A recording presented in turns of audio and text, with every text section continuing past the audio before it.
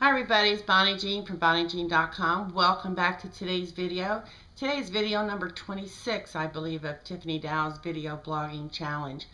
And today's message is going to be a little different based on how my yesterday went.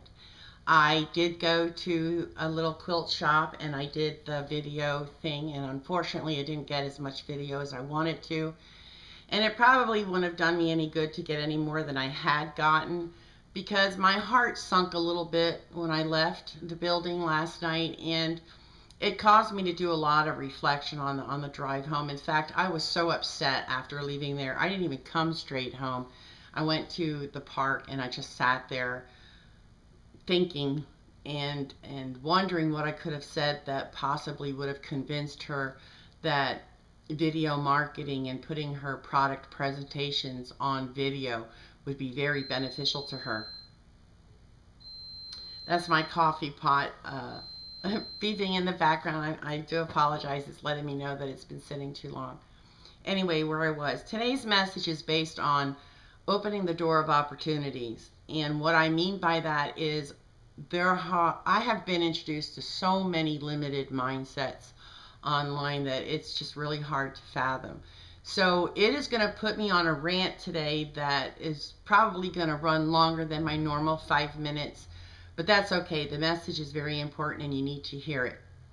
What I'm talking about is everybody comes online to start an online business, or I shouldn't say that. The people who come online to start a business obviously have something in their mind as far as what they want to achieve, how much money they want to make each month, the fact that they don't want to work for another boss, they want to work for themselves and become their own boss and therefore be in control of their destiny. Well, I learned the hard way that if you ever want something, you just have to reach out and grab it, and you have to take it. Nobody is going to hand it to you on a silver platter. You have to work for what you want. And the reason why I say that is because when I was 36, some 16 some years ago, I worked for a corporate boss and went to work one morning to find the door padlocked. And I was very upset to find out later on that this business was going bankrupt. Customers were not notified. As an employee, I was not notified, and therefore I was out of a job. I could not get into the building to get my personal belongings, so I set out on a mission. And that mission was to notify the customers of that current business that they were now without a printer. They would have to reproduce every piece of film and plate that they ever got through our office with another printer, because the doors were padlocked and everything was thrown in a dumpster and their stuff was never to be found. So I contacted the bank and I told them I had personal belongings in there as well as the list that I needed to get a hold of, and I went to work. The bank left me in there. I grabbed the things from my desk and I grabbed the customer file folder as well. And I went home and I got busy and I called those people, and I basically formed an alliance with those customers, and I told them, if you give me your business for a year, I'll work on your behalf. I'll get in touch with the bank. I'll get a U-Haul truck and I'll get into that building and I'll get every piece of plate and film and template and box goods that you ever bought or paid for, and I will bring it to your door. But for me doing this out of the kindness of my heart, you would have to promise to do business with me, make me your print broker for a year. And I had several clients that agreed, for me to do that. So that's exactly what I did. I got a U-Haul truck and I went down there I put on a pair of boots and I waded through these big 4-foot tall, 6-foot wide dumpsters that the bank dumped all this stuff in there. And I literally had to go through all this stuff and find the plates and transparencies and pieces of film that belonged to these customers. But I did it because they promised to give me their business for a year, and they did. And most of them stuck with me 2, 3, 4, 5, 10 years down the line.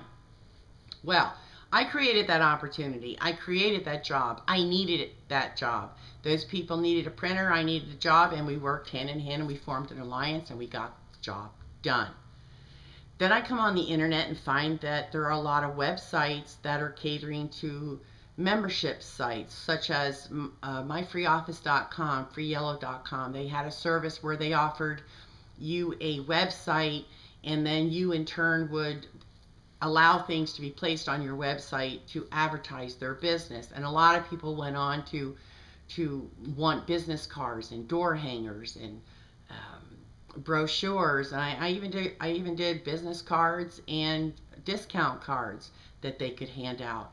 And I serviced those websites with printing for many, many years. Well, this got me to thinking, eventually I like to say I morphed into a strict internet business. I went from printing for those companies to developing Women's Entrepreneur Online Network and working with them and doing digital graphics and so on and so forth. And then I gravitated towards the article directory. But the thought has always been in the back of my mind that I started offline. And last night when I came home from a little quilt shop and my heart, sunk, I'm thinking to myself, I was desperately trying to convince her that she needed to bring her product onto the internet in a video format so that we could, change it over to a DVD and start selling her presentations as tangible objects. And then a light bulb went off in my head. I'm thinking, oh my gosh, there are a lot of online businesses that don't even service the offline public. And I got to think to myself, well, why don't you? Your business, in order to be well-rounded, should be online as well as it is offline. Who cares if you started it online? If you have a product online, even if it is a service, it could be transferred into a tangible form. DVD, workbooks, reports, printed newsletters, magazines, books, you name it. And you could service offline people as well. Now, I know some of you people who are in the graphic design area or website designers or search engine optimization companies or marketing companies would, probably tell me, well, Bonnie, that's something I can't do because we're internet based. Our products are internet based. Well, that may be so, but what's to stop you from diversifying your business and expanding and creating a department specifically to address the offline market and hopefully bring them online? There are a lot of that's going on right now with mobile marketing. There are a lot of companies online that are teaching service providers how to grab people who currently are not on the internet and bring them on the internet. There is a lot of mobile marketing around Facebook advertising. Get offline business onto Facebook and show them the benefits of advertising through Facebook. And as a graphic designer, you could do the same thing. Why don't you teach offline businesses why it's beneficial to have a website, or a blog for that matter, or even a Facebook account, so that you could get busy creating graphics for them. So you might have to do a little bit of extra legwork, getting the job done. Whoop-de-doo. Who cares as long as it puts a little bit more of that green padding on your bottom line? I mean, after all, isn't that why you're in business? To service people and in turn make money for yourself?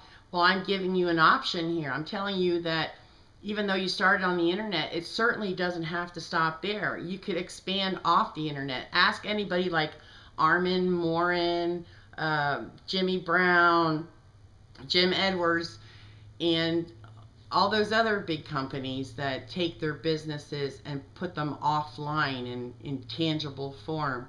I can't even think. Russell Brunson was another one that offered a magazine and even a workbook type of tangible product. He started on the internet and now he's offering offline products as well. Corey Rudel was another one that did it with his internet marketing, the big thick book, whatever. Okay, I mean, I could go on and on and on and give you endless examples. But the thing of it is, if you're on the internet and you truly want to service people, then you don't want to just service people on the internet. You could do it off the internet as well. It might mean that you need to do a little legwork and get up off your butt, and talk to these people in person. But you know what? It can be done. Okay, and before you sit there and tell me that it can't be done because you only accept payments through PayPal, I'm going to tell you that's not true. There is a place online called Square. I will put the URL at the bottom of this video. and it provides you with a little reader, okay? And this is a MasterCard, Visa, Discover, and American Express. It is a square reader, and it sticks into the top of your smartphone, or for people who have iPads, it works with the iPad as well. Now, the great thing about this little nugget here is this allows you, it's a card swipe digital reader, okay? It allows you to accept credit cards offline. And like I said, it's the 4 that you can accept is Visa, MasterCard, Discover, and American Express. Now, the great thing about this little thing is it clicks into the top of your phone. You swipe the card through the top here, and everything's done right on your phone. The transaction fees are directly taken off of the transaction, and then Square will take the money that you earned and deposit it directly into your bank account. Now, you're going to say, well, okay, but that's only, you know, if I'm in person, but, you know, what if I don't want to do legwork? Well, that's great, because you don't need this in order to accept your credit cards offline. If you have the ability to put a Square register, it's called, it's a free program. If you have the ability to put a Square register right on your iPad,